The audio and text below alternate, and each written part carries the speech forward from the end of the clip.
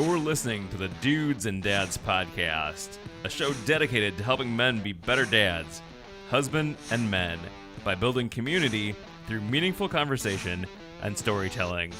And now, here are your hosts, Joel DeMott and Andy Lehman. Andy, I got big news for you. What's that? It's episode number 2, Andy. It is. We've made it past 1. Oh my gosh, they didn't shut us down. They haven't turned off the lights. They have not. Oh, I'm feeling blessed. No one's called the authorities yet. No, that's true. That is true. Oh my goodness. Well, here we are, everybody. Welcome to episode number 2. Great things in store for you this episode. Looking forward to the conversations we're going to have. But we got a few things that we just want to share kind of our thank yous and particularly to the good people that have gotten on as Patreon members and financially supporting us. Andy, tell us more. We would like to share with you, we would like to thank Scott and Jesse. So Scott and Jesse are our very first Patreon, and so we thank you for that. You are helping us support the show and just keep this show going and provide quality content for you. So we thank you for that, and can't wait to see more Patreons. And Andy, correct me if I'm wrong, but I believe Scott happens to be on the podcast list as well, a fellow podcaster over at the Geocaching Podcast. He is, actually, yes. So if you haven't checked out the Geocaching Podcast, which is one of geocaching is one of those things. I've done it a few times with our boys, but let me just say, Andy is a connoisseur of geocaching. Little known fact, I actually started the Geocaching Podcast. Oh, you're like the Geocaching Podcast OG. I am. So I don't know if that's a thing. So anyway, yes. So thank you so much, Scott and Jesse, for your contribution. If we had an award to give you, we would. But we're on a thin budget, and if we were to get an award, it would take all the funds that we got from the Patreon, and that just seems like a waste, right? Like, thank you for giving. Now we had to spend all the money on your award. not so much. Yeah. So anyways, so Joel, we mentioned last week that we were going to do a What's Brewing. This is my intro song for the segment. What's brewing? That's the intro. That's all I got. So we're gonna raise a glass to our good friends over at Embassy Coffee Co. here in beautiful Goshen, Indiana. Tonight we are drinking the Burundi. We are, and it's good. It's good. It's keeping us going because we're doing a lot of recording tonight. We got a lot going on. A couple episodes. So the Burundi, it says, well, first of all, it comes in a black bag, which means it's expensive. Quality and expensive. But specifically, this has lovely notes of black cherry, pear, and sweet. And it's good. I've noticed all of them. That's how my wife describes me, actually. So it's like a coffee, basically designed for me. If I had, there comes a point, Andy, where I just know that we're going to embarrass our wives on this show. Right. It's just we're not going to be able to help ourselves. It's going to happen sooner or later. So I'm not going to apologize. I'm just going to say you married us. You knew what you were getting into. So there we are. What's brewing? The good old Burundi. We're grateful for this good coffee. We're going to try to do different coffees every week. Absolutely. So new coffees every week, and it gives us a really great excuse to buy more coffee. Right. So thank you, Embassy Coffee Company. Well, we purchased it, but thank you. Thank you for selling it to us. So, Joel, on this episode, we have a good friend here in the studio. Why don't you go ahead and introduce him to us? Yeah, that's fantastic. Well, first, Andy, let me begin by talking about our guest like he's not here. I mean, he's clearly sitting right next to you. He is sitting right next to me, but I'm going to pretend like he's not here. All right. Andy, I'm very, very excited. We have the Clarence Michael Hogan. I have used his full name ongoing in the promotion of this show. Everyone just calls him Clarence, but I was like, Clarence Michael Hogan. It sounds very regal and sophisticated. Hey, he has a middle name. I have a middle name, but I won't divulge it. Andy refuses to give his middle name, so I've just inserted the letter T. And as we also learned that if Andy were to change his name, it would be to Chester. So Chester T. Lehman in the studio. No, our good friend Clarence Michael Hogan is our first victim, or I should say, interviewee here on this show. Let me just tell you how I knew that Clarence and I were going to be best friends forever. So, very beginning of January of this year, Clarence and I are down at a conference in Hotlanta, and we're in the lobby of the hotel, and Clarence is like, "Y'all want ice cream?" And here's the deal: it's midnight. We're sitting in a hotel lobby, and ice cream sounded like the perfect thing at that moment. There is no wrong time for ice cream. Now, what you should know is that we had just stuffed our faces with some pizza. So we went from pizza, and he's like, you know what we need is some ice cream up in here. I'm like, you're not wrong. And Clarence ordered ice cream that was delivered to the hotel, like a magic ice cream fairy. I don't even know but it was fantastic ice cream. And when he brought it to me and gave it to me, that cemented our lifelong friendship, because another man that brings you ice cream is a friend forever. Forever. Right. Forever. So that's just a little bit of a snapshot into who Clarence is. Ice cream getter. There's more to him than that, I assure you. But that was just the beginning of a really beautiful friendship. So without further ado, we do absolutely want to welcome to the studio Clarence. Thanks for being here, brother. No problem. Thanks for having me, guys. Oh, yes, it's going to be a good one. So, Clarence, what we, as you and I have talked, Andy, I feel like you've got something that you want to ask. I was just going to say, when we started doing this show, like, Clarence was the first person that you're like, we need to have him on this first episode. For sure. So Our first interview episode. Yeah, no pressure. One of the really great things, Clarence, like as you and I have talked and got to know each other, is just to hear your story.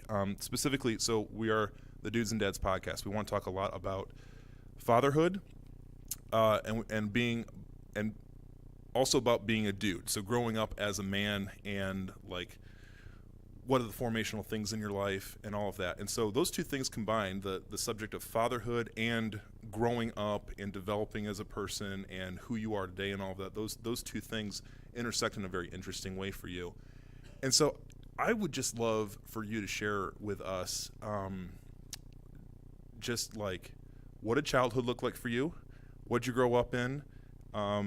And kind of that journey, and then I'm just going to ask you like deep and penetrating questions along the way. So it seems like this can only turn out to be awesome. So tell us about yourself now. Just kind of give us like who you are, what you're up to, what you do, and then take us back to childhood and like bring us up to today. Yeah. Well, like I said, once again, thanks for having me, guys. I am Clarence Michael Hogan. Thank you so much. He's catching on. I live here in beautiful Goshen, and I'm the youth pastor at Maple City Chapel. And I've been here for a year and a half, about. I grew up in Detroit, Michigan. No, not the 313. Yes, the 313, not the suburbs. Detroit, the real Michigan. Detroit. Yes, Bullets, Detroit. I grew up, I started my life in a single-parent home. My father was absent from day one. And so I grew up in this kind of weird, awkward situation, so to speak. I had a single mom who was raising us, and she did everything she could to make sure, we had what we needed to have. But obviously, as you know, nothing really replaces the presence of a father. Right. Nothing really does that. So growing up, throughout my life, I seen a lot of different things. As I said before, my dad was never present in my life until I was a teenager. And so as I was growing up, I had a lot of different scenarios and struggles through my childhood. I kind of started this life with coming into the world a little awkwardly, as I came into the world a couple months early. My mom was actually at the bar when she went. So that makes for a good interest into the world. That I suppose. one knows how to party.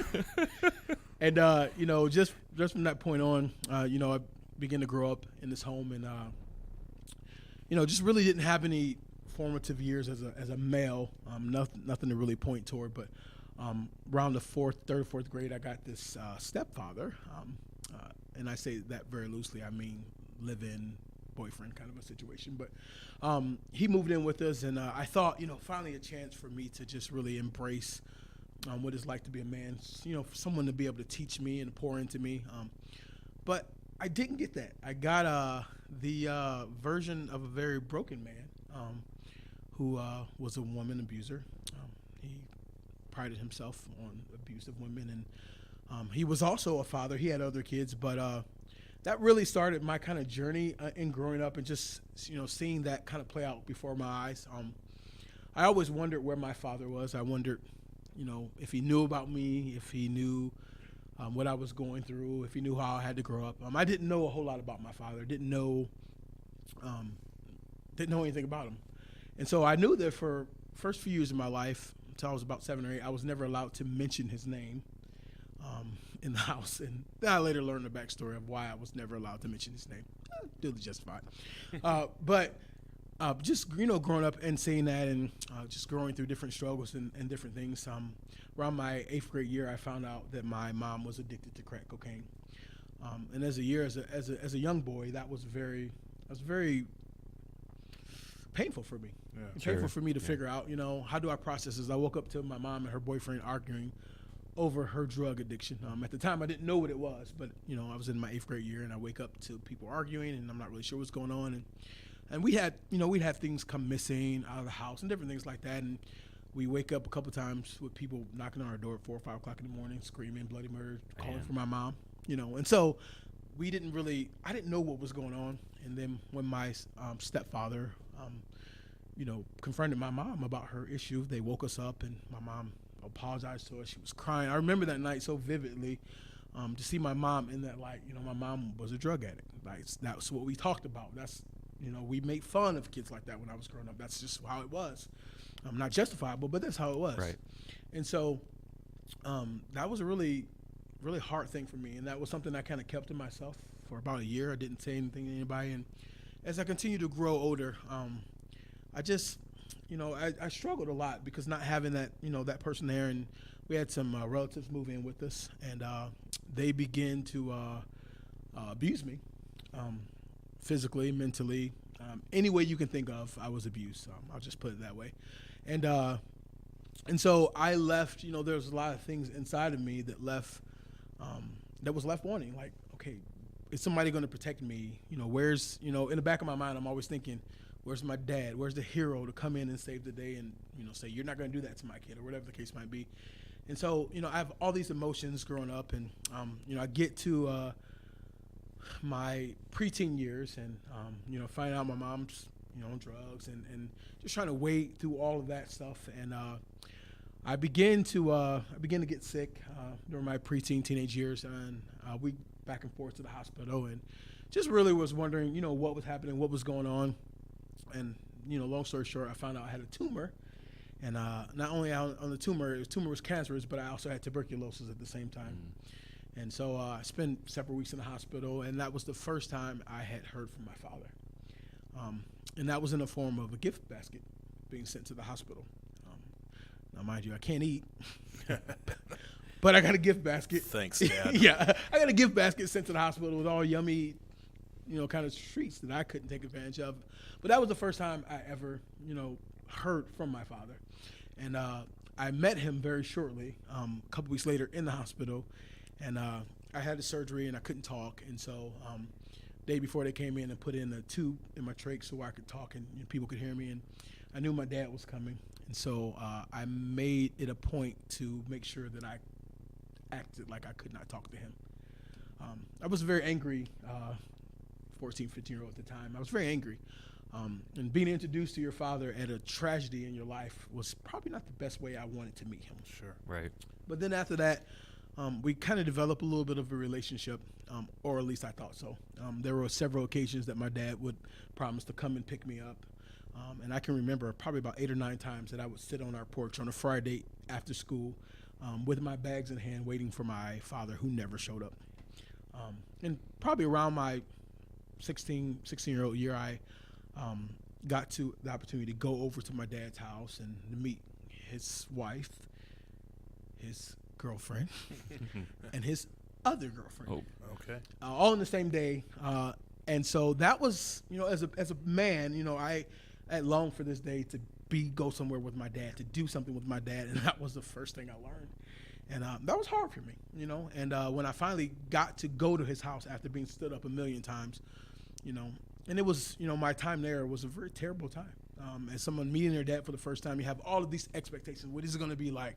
He's going to be a hero. What's he going to look like? You know, and every hope that weekend, honestly, was dashed because the first weekend I met my father, he left me with his girlfriend to go out of town with his wife. And so I met my dad that weekend. I went to the birthday party of his girlfriend's son that weekend, and I met one of his mistresses that weekend, and I spent a week with them. So that was my first week meeting my father, spending a week with his other family. Gotcha. And so, you know, we didn't get along, and me and the young girl did not get along because she would show me, oh, look at all the things your dad bought me. And as a immature teenager, I'm thinking, well, the dude has never bought me anything. Are you up here buying video games, and I don't even have a Sega or something, an old video game. Yeah. But, even though Sega were new then, but whatever. But, you know, that was a very painful time for me. And I remember at the end of that time, I gave my father the silent treatment because he allowed his girlfriend to beat me.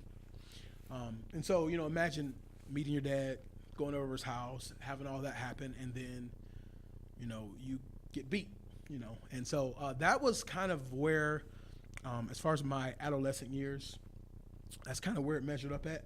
My stepfather, throughout that time, was a drunk. I don't even know a nice way to say it. He abused my mom very physically. I remember several milestones in my life my mom wasn't able to come to, like 8th grade graduation. She had 2 black eyes, you know, just different things like that. She wasn't able to come to because of the abuse, because of being in the hospital. And I remember probably the defining moment as far as my relationship with my stepfather, and I say that in quotes, but, you know, as far as my relationship with him, Memorial Day, 2000, let me see. Was that 2000? No, it's 1996. I'm old. I'm sorry. Oh. 1996. Mid-90s. Okay. My junior year of high school, started off a great day. We were having a family cookout. Everybody was going to come over. Mom cleaned that day, and she had a wedding to go to. And my stepfather wasn't too happy about her going to the wedding because his family was coming over, and he deemed that to be a night where she should be home and blah, blah, blah, all the expectations that we have that are not realistic in this life. But she finally came home to a really trashed house after his family was there. And I mean, chicken bones, rib bones, this trash. People just really didn't care. My mom got upset. She started cleaning the house, and she started vacuuming into his tray. And I'm sitting back watching like, this is not going to go good at all, you know. And he gets up, flies into a rage, and he starts undoing all the cleaning she's done. And then he profusely begins to tell her, find my gun. And so my mom is frantically looking for his gun. I don't know what to do. My stepdad pushes me upstairs, locks me in my room. My mom runs in the bathroom, and he kicks down the bathroom door. He comes out. He starts hitting my mom. I break out of my room. I'm screaming. We get downstairs, and my mom is screaming at him, and he points a gun at my mom, and he points a gun at me and says, give me one reason why I shouldn't kill you both. And so that was the very end for me to have to sit under that kind of tyranny, abuse. She may have been okay with it. I, however, as an 18-year-old, because I got back behind a year in school, I was not okay with it. And so I decided to leave that day. After he let us go, we went outside. My mom had another few words for him. He pistol whipped her. I'm screaming bloody murder at midnight on Memorial Day of '96, and nobody's helping. Finally get my mom to the payphone, because we don't have those anymore, and get her to the payphone and call the police. And my mom chooses to leave for the night. And I look at my mom and I just say, if you go back to this man, I'm never coming home. She went back and I never went home. And so that was, for me, that was my life growing up in adolescence. So. And, I just hear it's like, there's this like trauma after trauma after trauma after trauma after trauma. And when you look back on that, like, how do you as a child, like remembering that, like, how are you getting through that? How are you coping with that sort of thing? Because it's just like, I know you now, and it's like, a lot of opportunity for you to be in a very, very different place, obviously, than where you are now. Like, I think we can all just say you are an absolutely wonderful contributing member of society, and Thanks. not, you know, not living under a bridge somewhere or whatever. Right. But like, man, that starts stacking up. Like those events after, you know, one after another. What would you say? Like, how'd you make it? Well, the only shining spot in the midst of this whole thing was my 12 years of age. Two ladies were coming down the street, and they obviously did not live in our neighborhood. I'll just put it that way. Please tell us more. Okay, well, I am a darker, beautiful human being. They were lighter, beautiful human I beings. hear you. Okay. And so the only people that looked like that in our neighborhood were Jehovah's Witnesses and Mormons. Uh-huh. And so they had to be one or the other. They couldn't be anything else. But these two ladies came, and in a very, very dark time in my life, they told me about Jesus, and they told me about starting a relationship with Christ. And I won't say that things got better, because they didn't. And you know, that's reality. Some Christians need to face that things don't always get better when Jesus gets involved. But one of the things for me was I kind of compartmentalized my trauma until I was 18. Yeah. And even now, there are things that I'm still, I'm in therapy right now, you know, dealing with some of those things. But I'm still, just today, I had my first trauma-based therapy appointment, actually. Yeah. You know, so I haven't, I guess I didn't deal with them. Yeah. That was the church was my way of escape. Yeah. That is absolutely how I am alive today. I can tell you that without certainty. But I didn't deal with those emotions until I was 18, until I was like 25, and then until now. I'm just now processing all of those things in a healthy way. You know, and I hear that, and I've heard other no one I know's got a story like yours, but other similar stories of, you know, where just years and years of abuse, of trauma, of those sort of things, and that, you know, that people have encountered, and the ability for someone to tuck it away for that long, and then, but you know, like in our adult lives, like we encounter these people that are like deeply broken people, and they act out of that brokenness, right? And we're like, what is your deal? Like we have, you know, and it's because I think we forget the capacity to tuck things away and compartmentalize it, and to tuck those things away. I think there are a lot of broken men out there, and I think you're probably going to agree with me on this, Clarence. There are a lot of broken men out there that had either unavailable fathers, abusive fathers, that communicated some sort of like lack of value to young men or little boys or whatever it was at whatever age, that was an ongoing thing. And then basically we've got all these men now that are trapped at whatever, you know, I mean, I just think we got a bunch of grown men that are also, they're 10, 12 years old walking around. And so, like, my hope is that there can just be an awareness of, like, we extend a lot of grace and mercy and empathy toward that, but they need more than grace, mercy, and empathy. So, you being on this new chapter that you're in, and going into a whole new level of therapy that you're going into now at this stage in your life, which is just like such a beautiful thing, because the temptation could be just to not, and probably would be easy, and it'd be easier, right? Because things are all coming back now, right? Like you're going back there. What have you seen with? Because I'm sure you've encountered other men with overlapping story or similar. What are your words to them? Like, if they're like, you know, man, I am close to middle age, or I'm an adult and I've got kids or a wife or whatever, and now all this, you know, I've got to deal with stuff. What would be your insight, encouragement, direction to people in that kind of situation? Well, I always tell people that are, you know, have went through similar things, or, you know, other things in their life. I always tell people, and this is just my advice for what I did, but I think that we even talked about this last week, but I kind of live out of my deficit. And what I mean by that is, you know, in your heart of hearts what you have always wanted someone else to be in your life. And so, for instance, if a man has family, he has a wife, he has kids, and that was his past, that was his story, we have to think as men, how am I going to be the father that my kids need if I haven't dealt with these things? How can I really be the man that my wife needs if I haven't dealt with these things? I think that it's completely unfair for men, for a person like me who has been through something like this, and don't try and get better for the people that are in their lives now. Yeah. You know, I understand the trauma. Believe me, I understand trauma. I understand hurt. I understand all of those things. But the curse has to stop with somebody. You know, it's got to stop with somebody. And why not us? Why not me? You know, and that's what I decided for my own self. Whatever this thing is, it has to stop with me. I don't know what my dad's dad was like. I know what my dad is like, but what he was like, it stays in 1978 when I was born. It stops with me. And so I would encourage, you know, men, if you're going to lead, I think I heard a quote last month. I think it's Frederick Douglass. It's easier to repair broken children than it is to repair broken men. You know, and that is so true.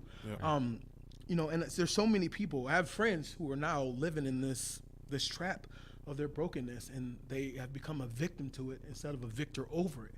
And you can always look at trauma and point back to that's where I was, but it's not where I'm going to stay. And so I would say, you know, for men, you got to be healthy. Like you got to get your mind healthy. You got to be healthy for your kids, and you got to decide that, wait, this stops with me. Like my kids need me to be fully present. They need me to be fully healthy, and they need me to be fully available.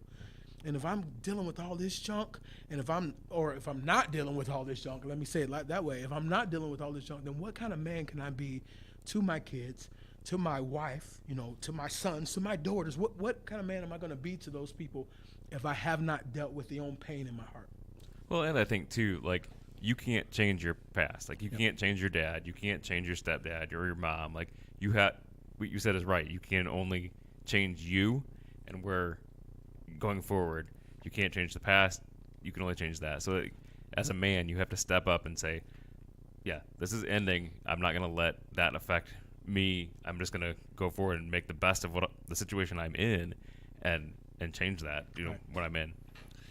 Clarence, do you have a sense, I mean, and because you said you don't know the full history of, you know, of your own parents, and do you have a sense, though, that there was just this kind of legacy of abuse and trauma leading up into? I mean, that would be my assumption, is that, like, there's a history there to all of that. And you, as you mentioned, like with your mom's drug addiction, like where do you think that where did that addiction come from for her, and how did that kind of manifest itself in life? Like, as you've thought about that? Yeah. Well, so I'll tell you right now, my mom's addiction stems directly from her childhood. But it's one of those things that didn't manifest itself until years later. So my mom, when she was about 17, my grandmother was raped by about 7 guys. And so imagine, you know, nobody should have to imagine that, but my mom in that situation, she then became, as the oldest kid, she then became the mom of the family, because her mom, she lived, but she spent the rest of her life in and out of mental institutions. Gotcha. And so from that moment on, and I met my grandma years after kids normally meet their grandparents. I mean, years. Like, I met my grandma like 10 years before she died. Oh, wow. You know, because she was locked away in the mental institution. Yeah. And if you would meet her, you would see that they didn't lock her away because they wanted to get rid of her. No, she needed to be there. Yeah. And so I would say that my mom's drug addiction stems from that, because all she had at that point after that was my grandfather. Well, in 92, my grandfather passed away, kind of unexpectedly, but after that, my mom's addiction began within a week. As a matter of fact, in the funeral home, my mom was getting high in the bathroom.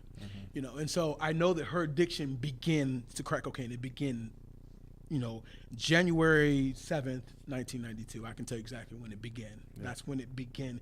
That's when it was introduced to her as one of her friends. Hey, this will help you cope, and And the next thing you know, she was coping on, losing the only person she felt like she had ever had since childhood, since the stuff happened to her mom. And now she lost that one person. And so I know that's where the history of hers came from. Yeah, and I mean, just early 90s, I mean, cocaine was hard on the scene. I mean, it was taking over, Chicago, Detroit, New York. Like there's just these epidemics of, oh my gosh, yeah. Like I think it's hard for us to wrap our brains around what it was doing and how quickly it was spreading, and it was targeting people that didn't have the resources to get out of it. And as you're kind of sharing there too, another thing that just comes to my mind was like, because you said this earlier, like where were the protectors? Where were the people to step in and say, we're here to help? Like that just comes up again and again. Like ain't nobody putting their foot down going, no, this does not have to be this way. And as a dad, like I know that's one of the things, like I'm gonna be super mad if someone's gonna be even like treat my kid wrong, and like that's sad that you didn't have somebody growing up like that. Yeah. But like you said, out of the deficit, you're a youth worker now, and you've got a lot of students, a lot of young people that look to you as a role model, as somebody, as a spiritual influence in their life, as someone who's providing direction, and as you said, like, and I'm just wondering if you can like flesh it out more, like as you're working out of deficit, like I did not have these things, I want to be this kind of person. Like what led you to get involved in, like, as a profession, like I'm gonna pour into kids? Like how in the world did that happen? Well, for me, it's almost was full circle. Like there are people, those two ladies that came to my street, and at one of the worst times of my life, they were the bright light. And so I look at that and I say, how could I not give back? Like someone did that for me, you know? How could I not? But the defining moment for me would have to be me working at that camp actually. Yeah. And I had a kid, I think I talked to you about this, but I had a kid come to me after a campfire, and it's the first thing anything like this has ever happened. It's happened a lot since, but this is the first time. And he asked me after the campfire, I was sharing my story, just Kyle just did, and he asked me to be his father. Wow. And that really broke me. His name's Alex, by the way. But he asked me to be his father, and I'm like, bro, you don't want me as a father. I would literally be the worst father ever, because I couldn't tell you. I couldn't tell you what to do. I couldn't protect you. I'm saying all of these things, and so I told him that night, I says, I can't give you an answer for this. I really need to talk to God. I need to pray about, And so I left the campfire that night, not encouraged, but I left mad. I'm mad at God. Why would you have him ask me this? I don't have this in my life. So how could I be something like this to someone else? I don't have that. And just then it clicked to me. Yeah, Clarence, you don't have that, but you know what you've always wanted in a father. So why can't you be that to somebody else? Yeah. So, yeah. And so here you are now, as a youth pastor at Maple City, and from everything I can see, you're having a pretty good time. It's and the great thing is, Clarence and I, we literally work 6 miles away from each other. Our congregations that we serve in and overlap in are super close, and we're right now in conversation about how we can network together more and how we can reach out to young people that don't have a place to belong or that are feeling a little like unsure.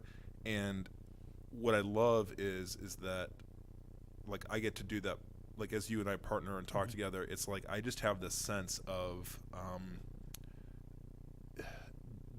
just like there's a heart that understands what the need is and is convinced that regardless of whatever like hurdles or challenges that we have in the way, like, we're going to make sure that people know that they're cared for and that that they have people stepping into their lives, and because just in general, and Clarence, you can tell me what you think about this. I think there's good research behind it. I think that we are living in a culture that is abandoning young people. And when I say abandoning, I mean like the the wealthy or the middle class. I mean this for the middle class family down the street, in the suburbs or on the cul-de-sac or whatever. Like there's abandonment going on there. It may look slightly different, but as far as intentional, like worthwhile investment in young people, that's going on across racial divides, across socioeconomic differences, all of that. Like that's occurring. We have hurt young people who maybe mom and dad are both in the picture. That could be the case too, and still that's going on. That there's this kind of this abandonment, and I think we're using like electronics and internet and things like that as parent replacements, and that that's abandoning kids just the same. I mean, like Joel, you said, Joel, they're there, but they're not. Yeah. You're going to hear me use this term again and again, and this time we will put these books in the show notes. But there's a great book out there. It's not light reading, but it's entitled "Alone Together," and it's the subtitle is "Why We Expect More Out of Technology and Less Out of Each Other," and I'm like that. And this is not me.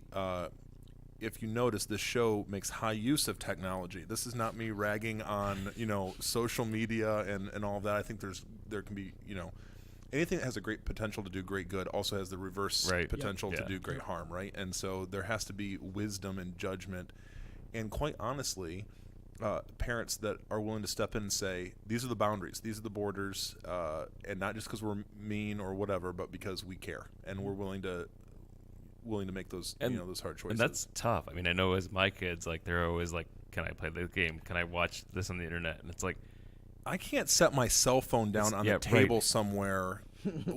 I literally turn my back. I'm like, where my phone go? So now the thing is, by the way, I got with the watch that I have the phone locator on it. Ooh. So I'll just wait till one of my goofy little kids thinks that they've gone hidden, whatever, and I'll like walk up close to them and I'll hit the phone locator and the phone will start going off and whatever, and they think it's like a bomb or something or whatever, and I'm like, caught you. But like there's this draw into that. Like, you see it, and as parents, it's easy to say, yeah, sure, go ahead. I mean, it's easy to let the internet and the TV entertain our kids and be sometimes parents. I want you to quit screaming, and sometimes if I put a screen in front of you, it will stop. Right. We have a lot of presence, but not presence. Yeah. Yeah. So, Clarence, you're. This is one of the really beautiful things of your story that I love, that kind of surprised me, and yet it's been a reality for you previously, and now you're getting back into it. But I just wonder if you could share with us the process that you're in for getting back into foster care. Yeah. So actually, it's interesting because we have a little conference tomorrow that I'm going to, but I back in 2016, I've for even longer than that, I developed this intense passion for foster care. Kids who just don't fit anywhere else. Like those are my kind of kids. Yeah. And so I didn't know what it looked like, but I have a great friend who does foster care. I don't know how many placements he's on now. It's like ridiculous, but he's adopted 5 kids out of the system. Wow. Yeah. And so it's really, really seeing him really encourage me. And I saw, with foster care, you see the good, the bad, and the ugly. Oh, yeah. Like there's nothing hidden. You see it all. Yeah. And so, I saw that. And, if that was ever any time to back out, it'd be then like, yeah, no way, this ain't for me. But really God kept tugging on my heart. But as I know, as with everyone else, time is everything. And as you guys know, kids change everything in your life. Yep. So I developed this. I started going to. I inquired, started going to this training. Probably within a week of the training, they said, "We have a kid for you." Wow. I'm like, I'm just only been through training for a week, and we got 3 months to go. So I started seeing Caesar. That's his name. I'm gonna start seeing Caesar probably the next week, And so as I'm going through training, I'm having visits with Caesar, and first day I met him, fell in love. Just his story, how he came to be in foster care. I'm just a wimp anyway, so I cry at anything. But so that night I knew that when I met Caesar and I took him out, he wanted some Chinese place, which was gross. But I took him out to some Chinese place, and I bought him a little game for his, I don't know what they call them, game cube or whatever. I don't know. And so I just started going through training and learning about trauma and different things that kids face. And at the end of that, I ended up with this 16-year-old kid in my house. And it literally changed everything about my life. And if I could just be really candid, it enabled me to love in ways that I didn't think were possible. It enabled me to be mad in ways I didn't think were possible too. Yeah, sure. Yeah, 16-year-old kid, absolutely. Yeah. But I had this, my heart was broken for him because of how he ended up where he ended up at. Right. And even as bad as my story was, he had a story too. And I couldn't imagine being tossed and from. At least I had a stable place to live. That's the only thing that was stable, but I had that, right. And Mr. Caesar got into my home, and I just fell in love with him. Foster care is something that I want to do for the rest of my life. And even as now looking for a relationship. He's single, people. He's single. Yeah. Ladies, come on now. I actually have a date next week. Oh, attaboy. Beat you. Attaboy. I love it. I love it. But that's a deal breaker for me. Like if you don't love kids, that's a deal breaker. That's what I do. Yeah. Yeah. You're all in on the kid game. Yeah. So that's a deal breaker. We don't gotta have them, but we gonna adopt them. And so. But there will be kids in the house. There will be kids in the house. Yes. And so that's really what just fueled my passion for it. Caesar now, he's graduated from high school. Unfortunately, because of the laws and some different things, when I came to Goshen, he did not get to come with me because he requires lots of services, counseling, trauma stuff, and some medical things that I could not provide for him if I adopted him out of the system at that time. But I do look forward to adopting many, many, many kids in the future. Awesome. I love it. So now you've gone back into your foster care training, and like you told me, they find out you're a youth pastor, and they're like, "Hey, we got just the right kid for you." Let's give you several kids. We got just the right kid for you. There is a foster care crisis in this area. There are kids that need placement. Jackie and I have had the conversation. We'd like our kids to be a little bit older, but we've had that conversation of, would we think about that? Would that be something? Because, and here's the thing, and I don't want to get all super churchy with you, but here's what I will say about this. With all of the faith communities that we have in this area, we could single-handedly, if we got together on this one issue, we could eliminate the crisis that we're in. Absolutely. If just people just stepped up and said we will do it. We will do it. Yeah. I cannot imagine. I mean, because it's just not part of my story at all. But it's like I cannot imagine being in that system. Because again, you're always. I think it comes back to, man, it's just a great theme. Where are the protectors? Where are the people stepping in? Where are the ones that were like, what has happened to you will happen to you no longer. This uncertainty and this chaos that you've had, it stops today. Like we are entering in. Where are the people that will say that and be that for children? And man, let's be there for our kids. And when I say our kids, I mean in the broader community. Because you start dealing with that, crime gets dealt with. All the other things socially that are going on, like we start chipping away at that in a way when we step in and say the kids are important. They're going to be a priority. Clarence, you're a good dude. And soon to be a foster dad, and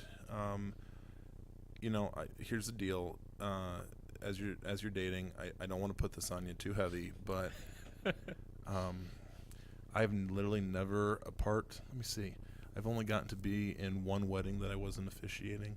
So, if I can be a groom, I just want to be on the list to be a groomsman. I just want to like call that now. I'm not saying that this date is going to go like over but I'm just putting dibs. Like, remember your brother. That's all I got to say. I got you. Okay, thank you. That's all.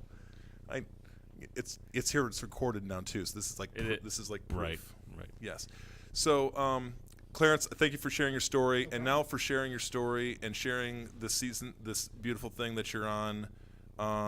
You get to do what we like to call the Dudes and Dads pop quiz. Dudes and Dads pop quiz. Uh-oh. Last week, Joel and I gave it to each other. We had 15. You're only getting 5. Okay. So this is simple. I mean, it's simple for you. So I'll start.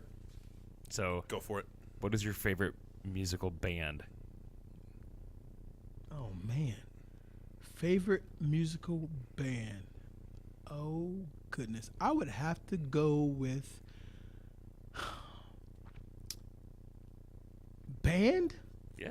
I don't even know if I have a favorite band. Do you have Okay, what's on your top? Like, if you open up your phone now and you started playing music, Oh, what okay. would it be? Hillsong, Tasha Okay. Cobbs, Passion. Yes, All right on. Probably a little Kurt Franklin and Family, and I would say Elevation Worship. Right on. Okay. If you didn't say Kurt Franklin, I was gonna. What? You're wrecking my stereotypes. What are we doing here? It's not a bad stereotype. No. Okay. All right.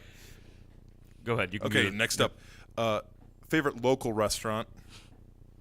You've dissed on the Chinese food now, so I don't know. Right. what Not we got. here. Oh, not here. No, it wasn't here. Just okay. It was in Lancaster, Pennsylvania.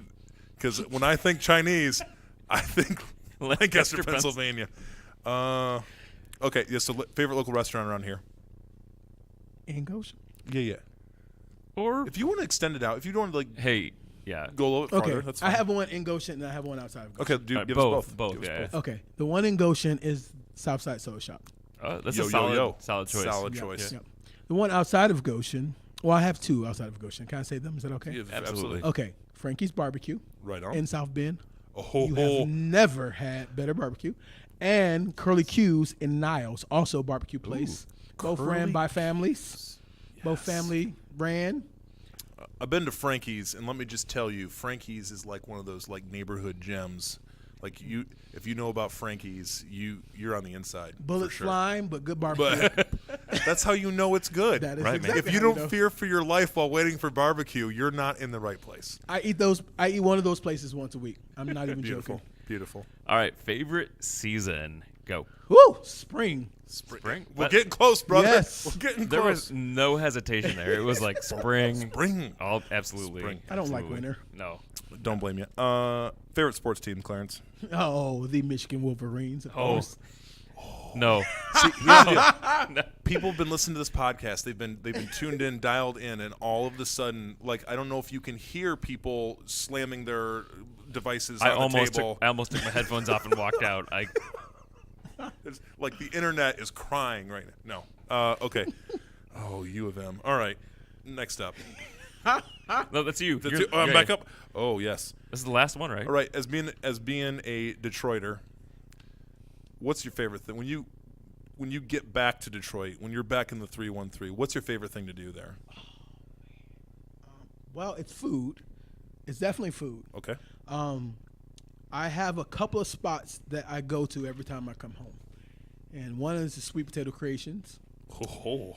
Interesting. And then they make Superman cheesecake also. What? And I another can't even handle this. is You just blew Joel's mind. Oh my gosh. beans and cornbread, the Soul Food Bistro, and any Detroit pizza. Detroit pizza is not real popular in other places, but it's popular in Detroit. What makes as it should be? What makes a Detroit pizza? Well, it's Detroit square. Pizza? So Jet's Pizza Okay. Yep. is a version of Detroit's pizza. I got you. But more importantly, Buddy's Pizza is so you go to Detroit, they talk about pizza in Detroit, believe it or not. There's 2 pizzas. There's Buddy's and there's Pizza Populous, which is a better version of Chicago style. Yep, I said it. Oh. Ooh, man. Now the internet got angry again, slamming their portable devices closed. Or I should say better than Giordano's. Let me put it that way. Okay. All right. Oh, he named names. Okay. Is that not loud? Oh, no, it is. Well, we went there. There's no going back. It's forever saved. So, Clarence, you have successfully navigated the Dudes and Dads pop quiz. Yeah. Congratulations. Yes. Well done. Well done. Well, hey, you've managed to stick with us for yet another episode. We're so grateful. There are people, we'll say people, yes, that we also want to thank. A big thank you to Dr. Clark Kaufman here at Avad Chiropractic and Wellness. They give us studio space, and we are forever grateful. And it's just a great place to be. So, Dr. Clark, we love you. Thank you. And then also we want to say thank you to the Thrive Leadership Center. John Troyer here at the Thrive Leadership Center. I've been through one of their leadership cohorts, guys. Let me just tell you, whether you're in business or ministry or non-for-profit, whatever it is, the leadership cohorts and leadership services they offer are top-notch, worth trying out. Check it out at Thrive Leadership Center. And make sure to hit our website, dudesandadspodcast.com. We'd love to hear your feedback also, so you can call 574-213-8702 for our voicemail, 574-213-8702. Again, we thank you guys for listening. We look to see you next week when we talk about grieving dads. Excellent, guys. Thanks. Have a great week. Grace and peace.